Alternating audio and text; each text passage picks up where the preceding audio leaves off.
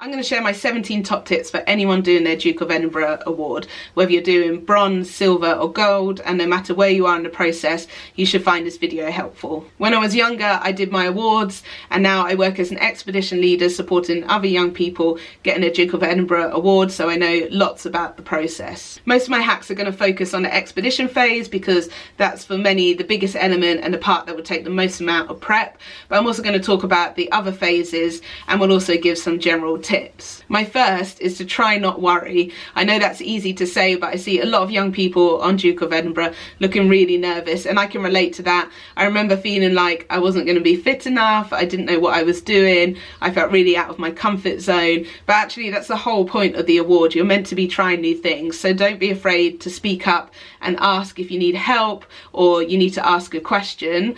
And rather than feeling nervous about all the different elements that you have to do, try to see it as an exciting opportunity and try to enjoy it as much as you can. My second top tip is to get organised and to be organised from the beginning. So you're obviously going to have set time frames that you have to do the different elements in, and recording those is going to be really important. And if you do that as you go along, it's going to make your life much easier when it comes to the end of the award and you need to submit all your evidence. Also make sure that you're tapping into any benefits that you might get as someone who's doing the Duke of Edinburgh award. So loads of shops, for example, give discounts to anyone doing the award, and even if they don't advertise this, if you go in and ask to speak to a manager and explain what you're doing and that you might be buying kit for your expedition or a skill phase or something like that, they'll often be quite happy to knock 10 or 20% off the price and therefore saving you a bit of money. Let's talk about the volunteering, skills and physical stage of the award. So this is often overlooked because people just focus on the exciting expedition part of DofE. But this is your opportunity to try some really cool, exciting new things. I would suggest trying to think outside the box, but most importantly, rather than just picking elements that are easy or convenient that you can tick off the list really quickly, try and find skills and physicals and volunteering opportunities that you're really genuinely excited about. I've written several blogs that list dozens of ideas if you're feeling stuck and need some inspiration, so I'll put a link for those below. I also wanted to mention specifically the volunteering is such a great opportunity to get a little bit of work experience as well. So if you've got something that you think you might be interested in doing when you're older, for example working with children or working with animals, rather than again just picking a volunteer opportunity because it's easy or it's close by, try and find something that could give you a bit of work experience and a little bit of insight, and that might then help you when you're a little bit older and you're applying for jobs, and it might help you on your journey of working out what you want to do in your life. My first top tip is to take exactly the same approach as I suggest with the other phases and to pick an expedition that really excites you. For many, it's going to be dependent on your funds and whether you can afford to go abroad or do something bigger. But even if you're just looking for a cheap and easy hike locally in the UK, try and find something or an area that really gets your juices flowing and makes you think, oh, this is a really cool thing that I actually want to do. Taking that approach will make sure that you keep your energy up while you're doing all your prep and that you have this big thing that you can look forward to. My second hack is to get organised and to get fit sooner than you think you need for your expedition. The more time you give yourself, the better prepped you're going to be by the time your expedition comes around, and you can actually enjoy it a lot more. So if you're doing a kayaking expedition, for example, start building those arm muscles as soon as you can, start collecting kit, put your kit list together, and do that nice and early so it's not rushed and you don't feel stressed last minute. It can feel pretty overwhelming when you've done your kit list and you see all the stuff that you need to get. If there's lots on that list that you don't have, don't feel like you need to go out and buy everything. See if you can borrow lots of stuff. So whoever you're doing your Duke of Edinburgh with, whether it's like a school or another provider, you can ask them if they got kits such as tents or sleeping bags that you can borrow. Maybe put out on social media to see if friends or family have kit. My fourth biggest tip is to split your kit between your team.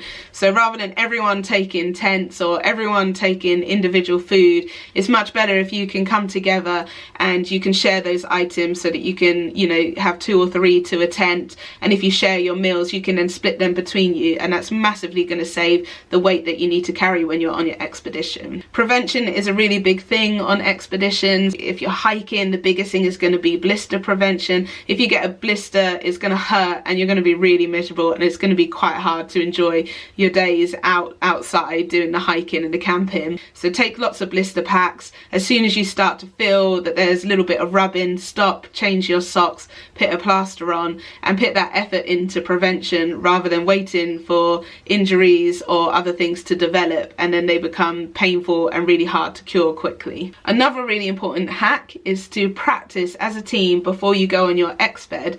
You're all going to have all this new kit and you're all going to be preparing for the expedition, whatever it looks like. And if the first time you go out with your bags and all your kit and you try the hiking or the kayaking or the cycling or whatever you're doing is on the actual expedition, then that's really going to be a recipe for disaster, because the first time you pick up your tent, if you realise that you don't know how to do it properly or that there's a pole missing or something like that, then you're stuck on your expedition and you have a problem. So before you do your expedition, always plan a practice run with your team. It doesn't need to be the full length that you're planning your expedition for. It could just be a quick overnight local trip where you can all try out your gear and you can get familiar with it, and most importantly you can make sure that you've not forgotten something in your kit list. Dry bags are going to be your best friend, so if you've not added those to your kit list, go and do that now. If you can't afford to buy dry bags or you don't already have some, you can also just use sturdy plastic bags. Dry bags are great for separating all your kit within your bag, making it really easy to find things like all your clothes can be together, all your food can be together, but they also keep your stuff dry. So if it does get wet and your bag gets wet or there's a leak or something like that, it will stop all your kit from getting soaked. My next top tip is to invest in staying warm. It can be a bit overwhelming when you look at outdoor kit because there's such a range of prices. You can get things that are really cheap and then things that cost hundreds of pounds, and it's hard to know like what to invest your money in and what's worth the money. But I'd say as much as possible you want to put your money into gear that's going to keep you dry and warm and comfortable. So things like having a good decent sleeping bag that's suitable for the temperatures that you're going to be camping in is essential, as are waterproofs that are actually going to keep you dry. I'm going to drop a link below to another video that I made with tips on staying warm when camping. There's loads of really useful bits of advice there to make sure that if you wake up cold in the middle of the night or you're feeling cold before going to bed camping, that you can warm yourself up, because if you don't do that you're just going to be awake all night and then you're going to start the next day feeling miserable and tired. Another important thing on expedition for keeping morale up and for keeping you happy is going to be food. So you want to have a really good food plan to make sure you have enough snacks and enough meals to keep you going throughout your expedition. Again, I've done a really good video on this. I'll drop a link to that below. Being organised is going to be essential to make sure you're not taking too much and therefore your weight is going to be really heavy, but making sure you have enough that you don't go hungry. But my biggest tip when it comes to food is to make sure that you've got food that you actually enjoy eating, because if you don't enjoy eating it at home, you're not going to enjoy it when you're out hiking and camping. I'm getting to the end of my hacks. The next one is to try and be a good teammate.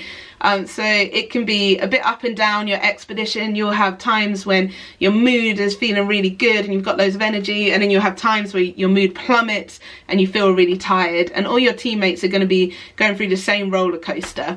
So be a good teammate. When you've got the energy, check in on your other teammates, ask how they're doing. If you can see that they're struggling, maybe give them a little bit of a snack, talk to them, try and boost morale, and if you do that, then they will do the same for you when you need it. And my final tip is to celebrate. It's a massive achievement doing your Duke of Edinburgh award, so plan to perhaps go for a meal with friends or family, to have a party, anything you can think of that you can have as an end goal to celebrate your massive achievement. And if you do your gold, you'll also be invited to a ceremony. Make sure you don't miss out on that. That's an amazing opportunity. Remember to look at the box below to see all the other videos and blogs that I've written on Duke of Edinburgh, and if you have any questions, please just drop them in the comments box. Thank you for watching. Don't forget to like and subscribe, and good luck doing your Duke of Edinburgh award.